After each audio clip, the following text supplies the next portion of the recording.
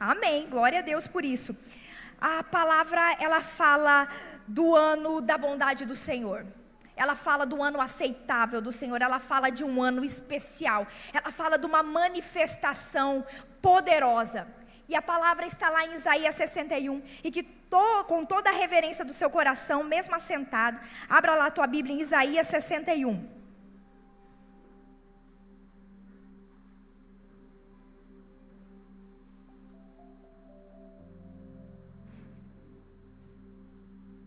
Isaías 61. Amém? O Espírito do Senhor Deus está sobre mim, porque o Senhor me ungiu para pregar as boas novas aos pobres, me enviou a curar os quebrantados de coração, a proclamar a libertação aos cativos e pôr em liberdade os algemados, a pregoar o ano aceitável do Senhor, o dia da vingança do nosso Deus, a consolar todos os que choram e pôr sobre os que choram em Sião uma coroa em vez de cinza, óleo de alegria em vez de pranto, manto de louvor em vez de um espírito angustiado. Eles serão chamados carvalho de justiça, plantados pelo Senhor para a sua glória. O profeta Isaías está fazendo uma profecia, ele está fazendo uma anunciação desse ano aceitável do Senhor, desse ano da bondade do Senhor. Aqui há uma anunciação. E agora você vai comigo lá em Lucas 4. Lucas 4, a partir do 14.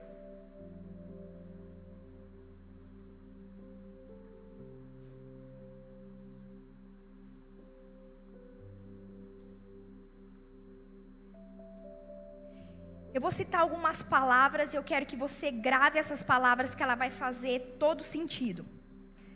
A palavra do Senhor diz assim: então Jesus, no poder do Espírito, voltou para a Galileia, e a sua fama correu por toda aquela região, e ensinavam na sinagoga, sendo elogiados por todos. Na sua Bíblia talvez tenha um subtítulo chamado assim: Jesus é rejeitado em Nazaré. Quem tem na sua Bíblia esse subtítulo? Amém, na minha também. Jesus foi para Nazaré, onde havia sido criado. Num sábado entrou na sinagoga, segundo o costume, levantou-se para ler. Então lhe deram o livro do profeta Isaías, e abriu o livro e achou o lugar aonde está escrito: o Espírito do Senhor está sobre mim, porque Ele me ungiu para evangelizar os pobres, enviou para proclamar a libertação aos cautivos, a restauração da vista aos cegos, pôr em liberdade o oprimido e proclamar o ano aceitável do Senhor. Olha que poderoso.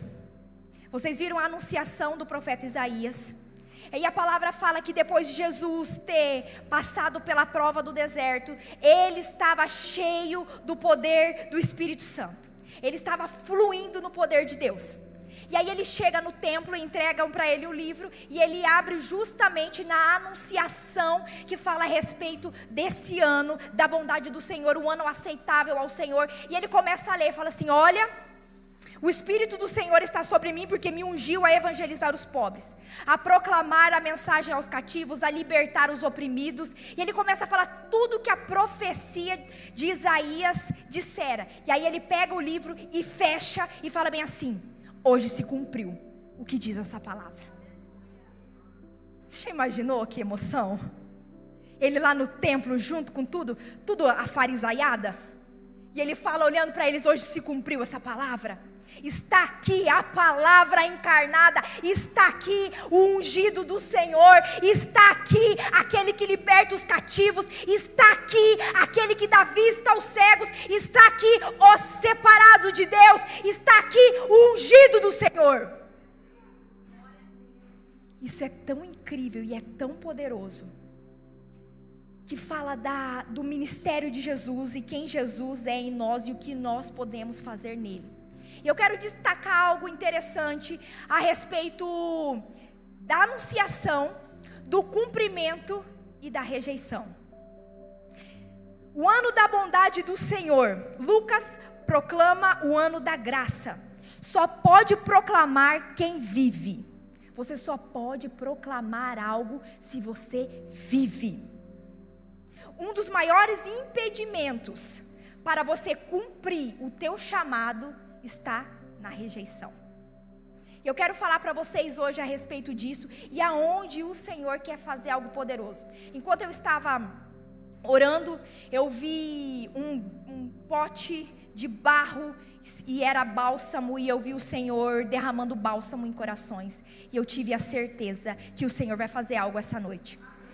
E se vocês prestaram atenção na abertura da Kelly, que não foi nada combinado, ela falou assim: às vezes você se sente rejeitado, às vezes você se sente distante de Deus e muitas vezes esquecido por Deus.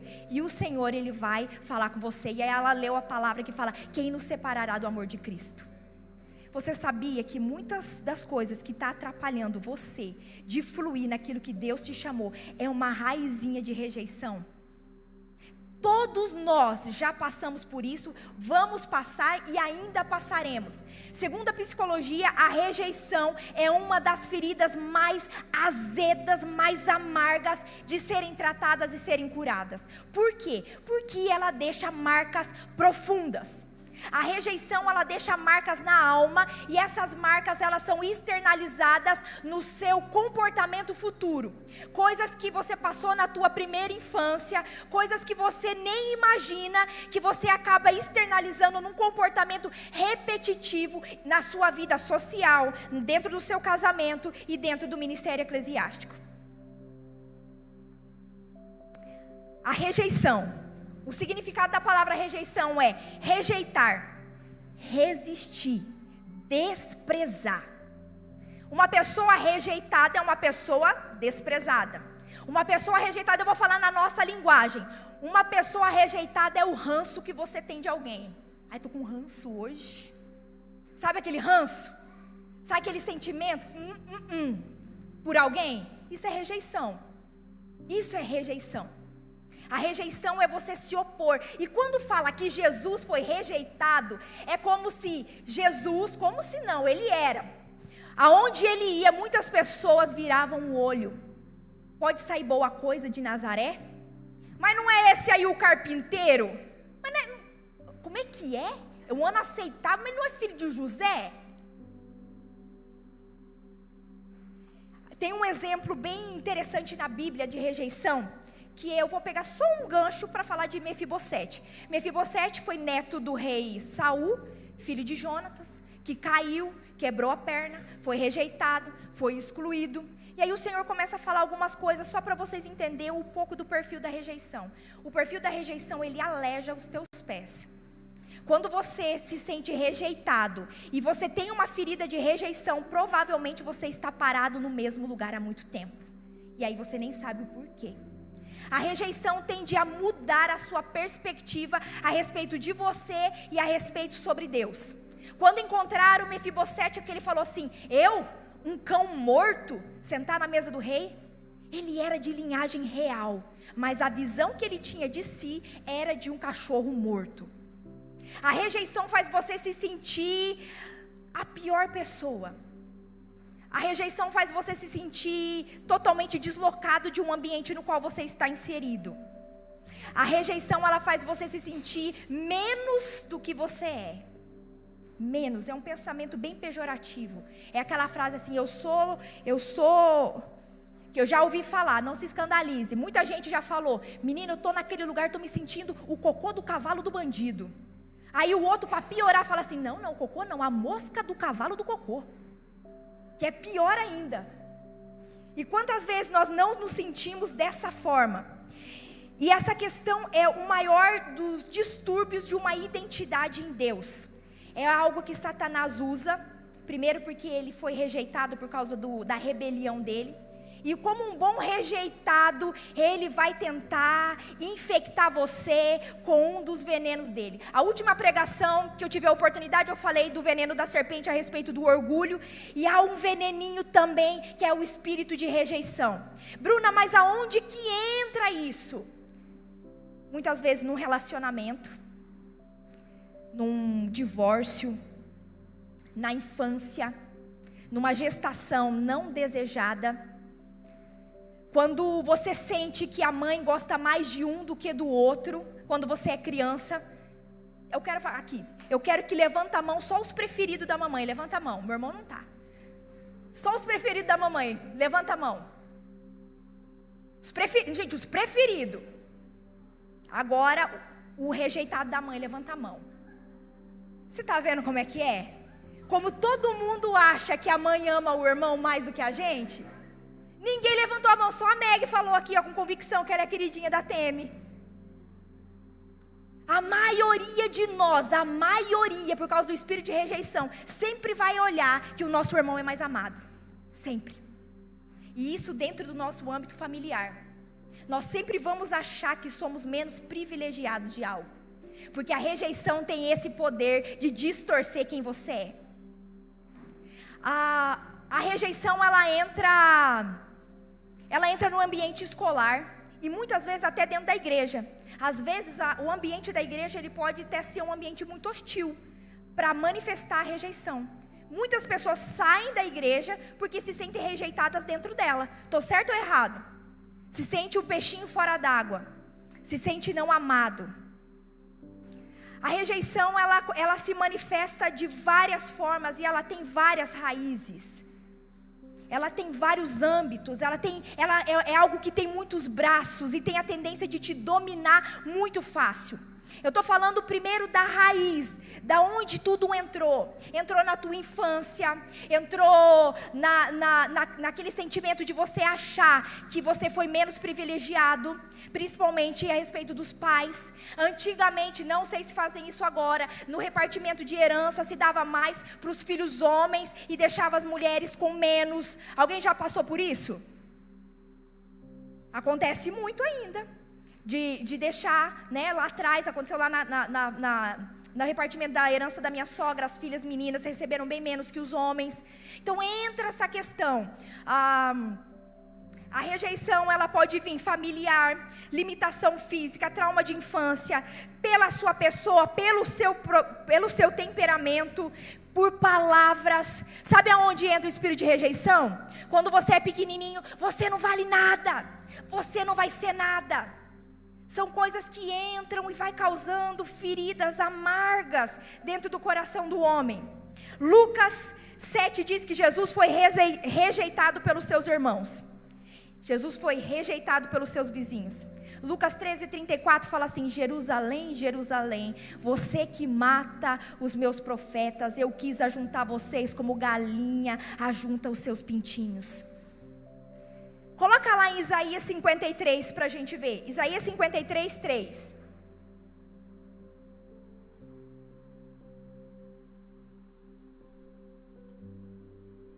Era desprezado e o mais rejeitado entre os homens. Homem de dores, que sabe o que é padecer.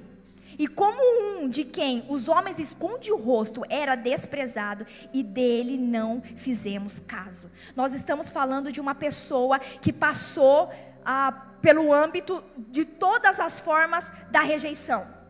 E o que diferencia Jesus de muitas vezes nós, é o foco no qual Jesus tinha. A primeira coisa que diferencia é a identidade de Cristo.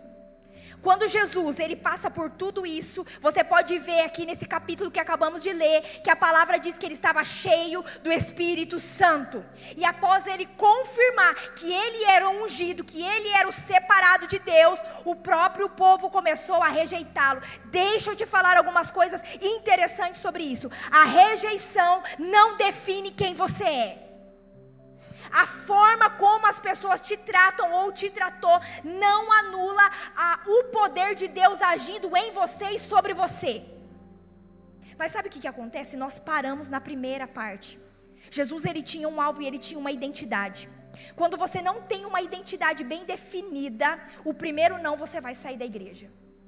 Quando você não tem uma identidade bem definida, a primeira tentativa de entrosa num grupo que você não for aceito, você vai sair falando muito mal da igreja. Porque os teus olhos e a tua aceitação não estão em Deus. Tem pessoas se movendo no mundo espiritual, se movendo no seio familiar, buscando a aprovação de alguém. Sempre trabalhando, buscando como eu posso buscar a aprovação do outro. E buscar e trabalhar para o reino de Deus, ou para qualquer coisa que você faça, buscando a aprovação de alguém, é um tipo de escravidão. Quando você busca trabalhar por aceitação, você não trabalha para Deus, você trabalha para o homem. E o termômetro da tua fé está nele. E quando alguém chega com um pouquinho da carinha um pouco mais virada, você já acha que é para o lado pessoal. Você já acha que é com você. O Espírito Santo de Deus, Ele está aqui nesse lugar. Ele quer fazer do seu ano o melhor ano da sua vida. O ano da bondade do Senhor vai se manifestar em você esse ano. Eu tenho muito para profetizar sobre a tua vida, mas de nada adianta profetizar o ano aceitável, a cura, a coroa de glória em vez de cinza, se você não deixar Jesus acessar o teu coração, no qual aquele que venceu todo o espírito de rejeição.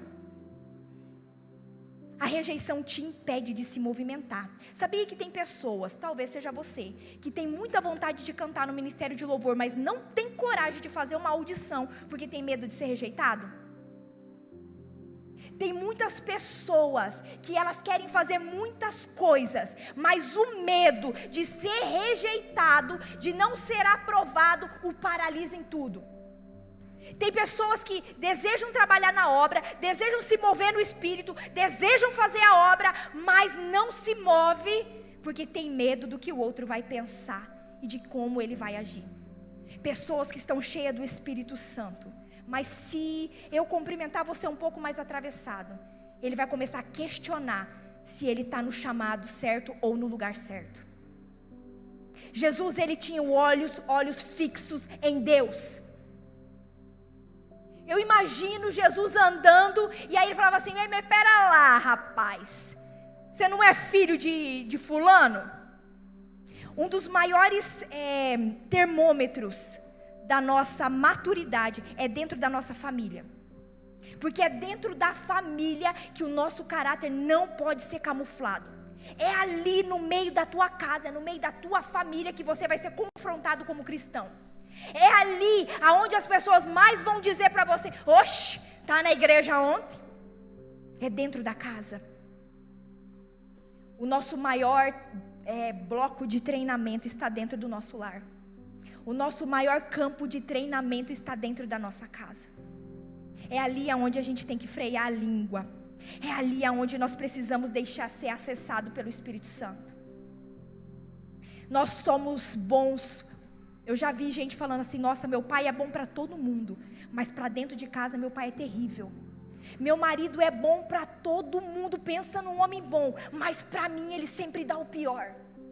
A minha mãe é maravilhosa com todo mundo, mas para mim ela nunca me dá. Aí entra o espírito de rejeição.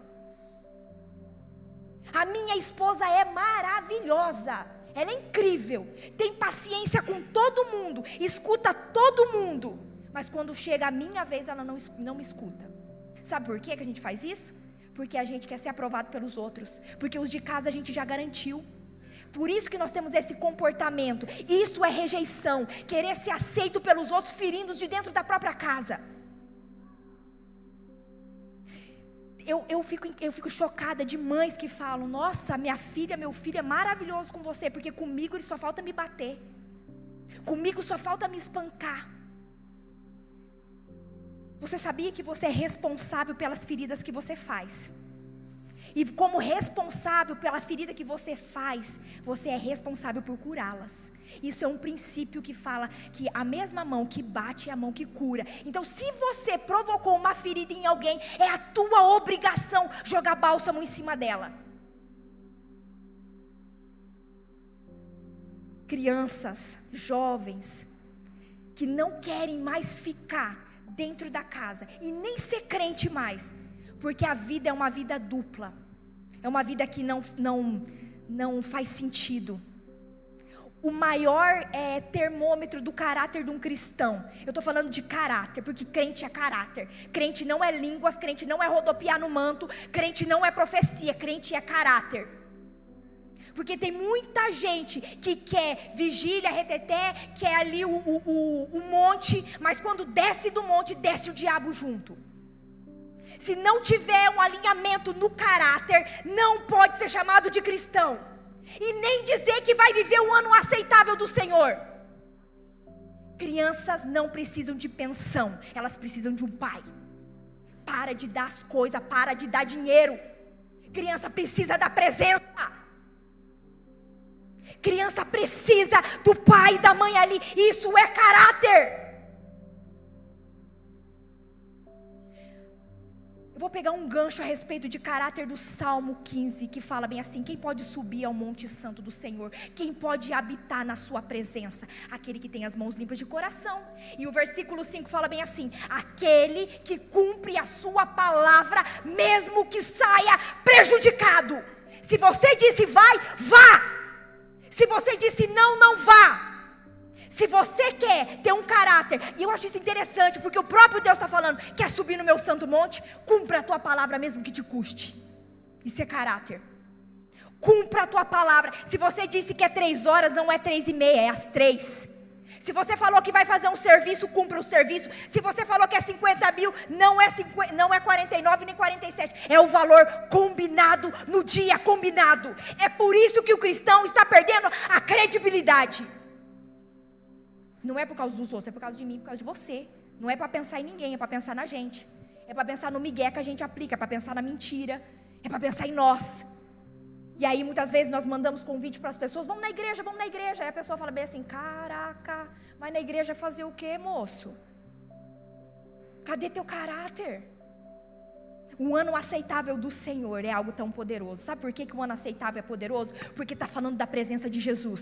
Quando o Espírito Santo entra em você, Ele vai fazer a obra em você, para depois, através de você, Ele vai começar a mexer aqui. Sabe que tem uma coisa que ao mesmo tempo é bom, mas é preocupante? Gente que nunca saiu do que o Espírito Santo está fazendo aqui. Só está fazendo aqui, mas nunca faz aqui. Nunca faz aqui, nunca faz aqui.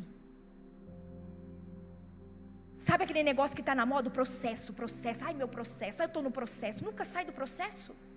Mas a gente também se move dentro do processo. Nós não somos ali que está na caverna dentro do processo. Nós estamos vivendo o processo, mas agora. Sabe o que significa a palavra resistência? Do resistir ao diabo? Significa uma luta corpo a corpo. Eu e você, exatamente agora, muitos, a maioria, está enfrentando uma batalha espiritual terrível contra as trevas. Terrível. Olha só, o Espírito do Senhor está sobre mim. O que diz Efésios 2:22? No qual também já vos juntamente sois edificado para a morada de Deus em espírito. Efésios está falando assim: você é a morada do próprio Deus. Quando Jesus fala bem assim: o Espírito de Deus está sobre mim, está falando que toda a obra de Jesus também está sobre você, porque Ele mora em você. Uma coisa que eu acho curioso é muita gente ficar confuso a respeito do chamado.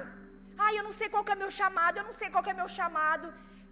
O teu chamado, deixa eu falar uma coisa. Sabe por que as pessoas confundem a questão do chamado? Porque na cabeça das pessoas o chamado é: bom, ou eu tenho chamado de libertação para expulsar demônios, ou eu sou evangelista para pregar, ou eu sou para cantar. Mas eu não sou nada disso, então eu não tenho chamado. Queridos, essa palavra de Lucas 5, quando fala que o Espírito de Deus está sobre mim e me ungiu para dar liberdade aos cativos, para dar vista aos cegos, para anunciar a palavra, está falando do que eu e você temos que fazer. Não é daquilo que vai cair ali, alguém vai falar assim: eis que te digo, você é libertação. Todos nós que cremos em Cristo Jesus somos libertadores. Porque a palavra do Senhor diz que Ele me deu poder para pisar serpentes e escorpião e nada me causará dano. Não confunda covardia com posicionamento. Porque muitas pessoas, elas não se posicionam por covardia. O ano da bondade do Senhor quer se manifestar na sua vida de uma maneira poderosa. Efésios 3:7 diz assim: para que Cristo habite pela fé nos nossos corações, a fim de, estando arraigados e fundamentados no amor. Novamente, Efésios está falando que nós somos a habitação de Deus. Então vamos lá de novo. O Espírito do Senhor está sobre mim. Isso é Jesus falando. Se está sobre mim, está sobre você. Se está sobre Cristo, está sobre você, porque Ele habita em você. Em Gálatas diz: não vivo mais eu, mas... Se Cristo vive em você, qual é a obra de Cristo em você? Tá, ok. Porque é muito bonito nós citarmos o versículo. Mas se Cristo vive em mim, qual é a manifestação dele aqui na terra, através da minha vida? Ele tem que se manifestar. Ele tem que se manifestar. É chegado o reino dos céus. Quando diz é chegado o reino dos céus, é chegado através da sua vida, da sua casa, da sua família. A rejeição, ela deixa algumas marcas. E é importante você saber para que você seja curado. Quando você tem que assumir um papel muito cedo, uma função muito cedo de paternidade, quando você tem que ocupar um lugar que não é seu, muitas vezes você vai ter algumas características da rejeição. A rejeição, ela causa rebelião. O que é rebelião? Revolta. Toda pessoa que se sente rejeitado é um revoltado. E como que ele externaliza a revolta dele? Ele bebe, ele usa drogas, ele fere, ele xinga, ele bate, ele esbraveja, ele coloca brincos, ele usa roupas que chamam a atenção de uma forma mais escura, ele tenta chamar a atenção numa forma de rebeldia, para tentar camuflar um coração rejeitado. A rejeição, ela traz ira. É uma pessoa irritadíssima, chamado pavio curto. É uma pessoa que é movida à culpa, sente culpa por tudo. Está fazendo algo, errou, meu Deus, eu errei, não. Fica se martirizando dia e noite, com culpa, aquela culpa contínua, que tira a tua paz. Não é qualquer culpa, é aquela culpa que rouba a tua alegria. Meu Deus, fulano está pensando isso. Não, Deus, eu vou ligar, não vou ligar. Meu Deus, eu vou falar. Não, já está estranho comigo. Parou de me seguir. Começa a criar histórias na cabeça. Preocupação excessiva com a opinião, inferioridade, imagem pobre de si, pobreza de espírito, altamente crítico, espírito de competição. É uma pessoa que sempre está competindo. Muitas vezes esse espírito de competição está dentro da própria igreja, dentro da própria família, entre irmãos de sangue competindo atenção. Isso é uma característica da rejeição. Ciúmes, perfeccionismo, nada tá bom. Faz de tudo por aceitação. Mas tem algo poderoso. Ou você escolhe ficar doente, ou você escolhe ser aperfeiçoado por ela. Sabe por quê? Porque a rejeição de todo não é ruim. A rejeição, como todo sofrimento da vida do crente, ele vem para nos aperfeiçoar. Você tem que usar, e você deve usar a rejeição como um combustível para olhar para Cristo. Porque Jesus fez isso. Olha lá o que está escrito em Hebreus 5, 8, 9. Vamos ler junto.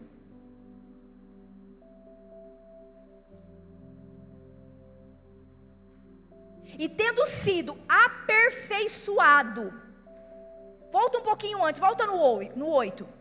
Olha lá. Embora fosse filho, aprendeu a obediência pelas coisas que...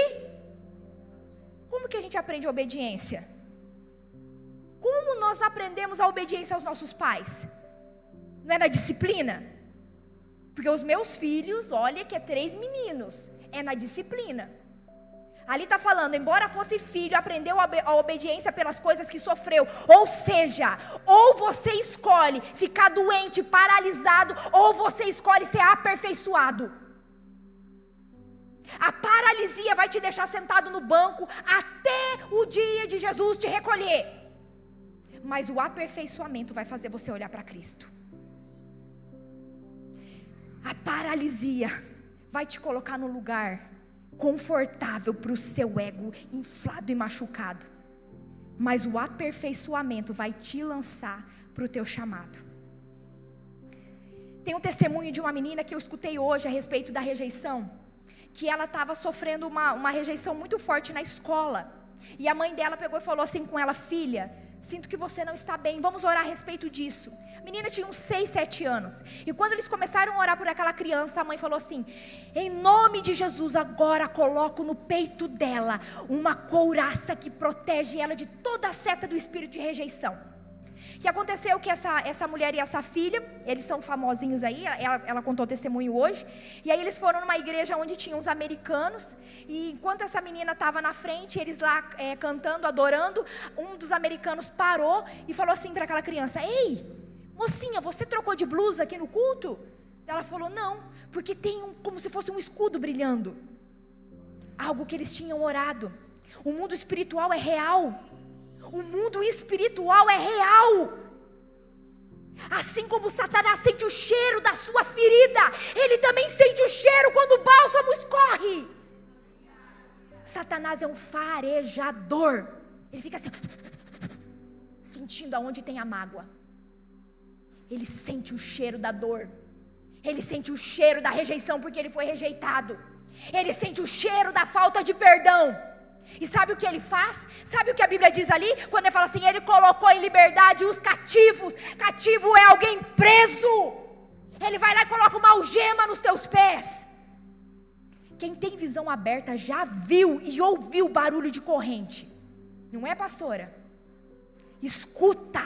Você escuta, me arrepia. Barulho de corrente, igual aquelas correntes grossas, quebrando.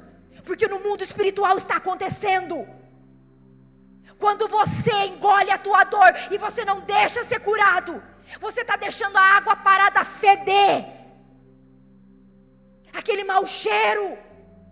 Aonde o Espírito Santo fala assim: eu quero derramar, mas não dá para colocar vinho novo em odre velho, porque eu perco o vinho e perco a botija. Eu vou perder você de qualquer jeito. Como que eu vou derramar algo poderoso? Eu quero declarar sobre a tua vida que esse vai ser o melhor ano da tua vida. Sabe por quê? Porque você vai ser curado. O melhor ano da sua vida é quando você é curado. E sabe que o ano da bondade do Senhor é quando você recebe Jesus. Que ele fala assim: o ano da bondade chegou, eu recebi Jesus, é o melhor ano da minha vida. Porque Ele entrou, Ele me curou, Ele me transformou. As feridas que estavam em mim foram sobre eles, e pelas suas pisaduras eu fui curado.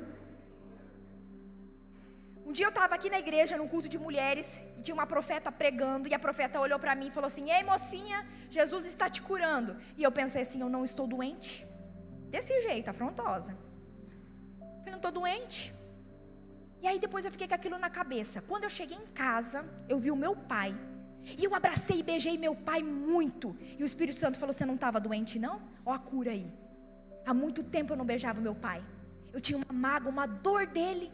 Eu tinha uma ferida no meu coração. Quando o Espírito Santo fala assim: ei, você está sendo curado. Querido, é corpo, alma e espírito. Não tem nada mais poderoso do que você ser livre das amarras do diabo. Se a tua mãe te feriu, se a tua mãe te rejeitou, se o pai te deu, se o teu pai não liga para você, a palavra diz assim: pode uma mãe esquecer de um filho que ainda mama, eu todavia não me esquecerei de ti, diz o Senhor. Não importa a raiz da tua rejeição, Jesus é a cura. Não importa onde começou, Ele quer te curar. Sabe por quê? Porque passarinho machucado não voa. Você precisa voar. O Espírito Santo quer que você alcance voos maiores. Só que com pus você fica pesado. Você precisa estar leve. Leve para voar. Tem pais aqui que precisa ter conserto com os teus filhos. Seja sensível em pedir perdão. Você está liberando algo tão poderoso. Não tem problema não, liga e fala: ei, lembra aquele dia lá que eu falei umas coisinhas feias para você? Perdoa o pai. Perdoa a mãe. Perdoa a mãe, aquelas palavrinhas feias lá. Foi da boca para fora, eu te amo e te abençoo. Se você tem mágoa contra alguém, se você se sentiu rejeitado, deixa eu te falar uma coisa agora. Se você se sentiu rejeitado pela igreja, sinta-se perdoado e receba o amor de Deus hoje nessa noite, no nome de Jesus.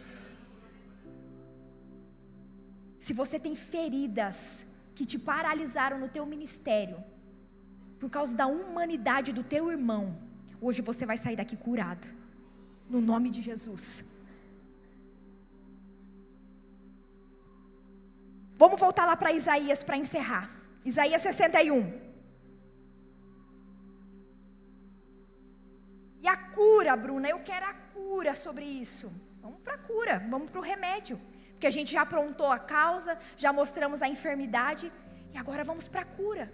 Vamos tomar desse remédio. Não adianta uma palavra te tocar, se você não gerar uma resposta para ela. Vai ser apenas uma palavra a mais. Se mova em direção da tua cura. Se mova. Às vezes você vai ter que perdoar quem nunca foi capaz de te pedir perdão. Porque não é sobre a pessoa, é sobre você. Às vezes você vai ter que falar: Senhor, eu libero o perdão no nome de Jesus. Há algo poderoso quando você verbaliza. Fala o nome da pessoa: Pai, no nome de Jesus, eu libero o perdão agora para Dona Cleusa, em nome de Jesus. Minha vizinha. Estou brincando, tá? Não é minha vizinha não. É só para vocês entenderem. Eu libero perdão agora para Dona Maria que me feriu, Senhor. Ela nem sabe, mas eu libero perdão agora. Senhor Deus, agora eu quero liberar perdão para o meu marido. E fala o nome dele. Senhor Deus, eu quero liberar perdão pelo meu filho. Senhor Deus, eu quero liberar perdão.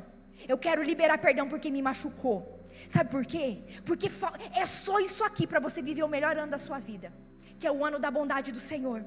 Olha só o que diz o versículo 3 de Isaías 61. E pôr sobre os que choram uma coroa em vez de cinza. Ele está falando: eu quero colocar sobre a tua cabeça governo. Coroa significa realeza, significa filiação, significa governo. O Senhor quer mudar os seus status. O Senhor quer mudar a forma como você se vê. Só que você precisa entender e você precisa aceitar que sobre a tua cabeça há uma coroa. Vou falar outra coisa espiritual para vocês que é real. Estava eu orando pelo Jonathan, e eu vi uma coroa de lata na cabeça dele. Eu falei assim: marido, tem uma coroa velha na tua cabeça de lata, e eu vejo uma mão tirando essa coroa e colocando uma coroa nova sobre você. 2 meses depois ele foi promovido. Coroa é honra. Isso está no mundo espiritual. Tem uma coroa sobre a tua cabeça. Tem uma coroa sobre a tua... A Bíblia fala de 5 coroas disponíveis àqueles que creem. Agora, nesse exato momento, tem uma coroa sobre a tua cabeça. Se pudéssemos ver... Ou você acha que as armaduras espirituais é desenho do He-Man? As armaduras são reais. Ela está aqui. Eu estou com escudo. Tem uma espada na minha mão.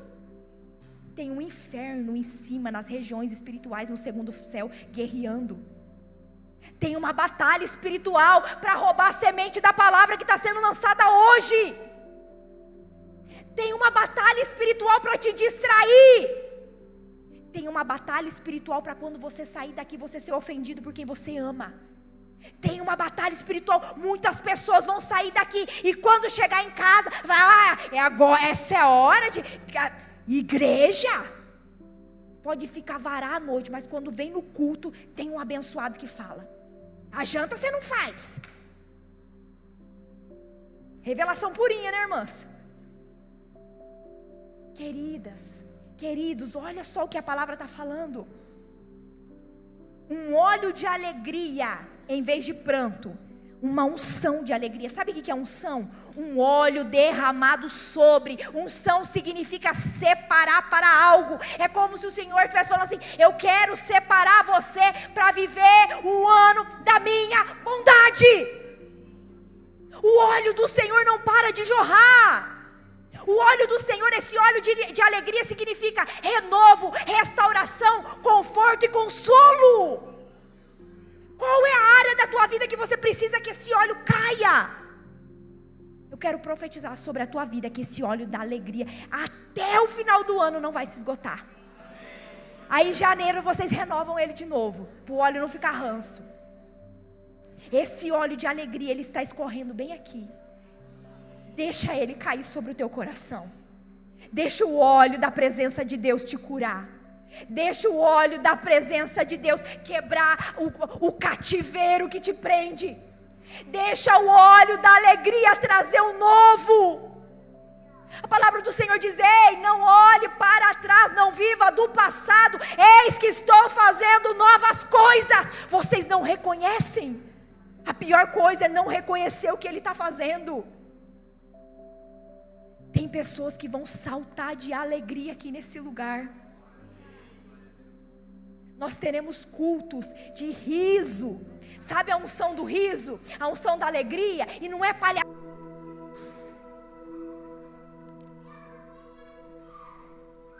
Lá estamos nós em 2024, janeiro, glória a Deus por isso. Acredito que você deva estar com muitos sonhos e projetos para esse ano, certo?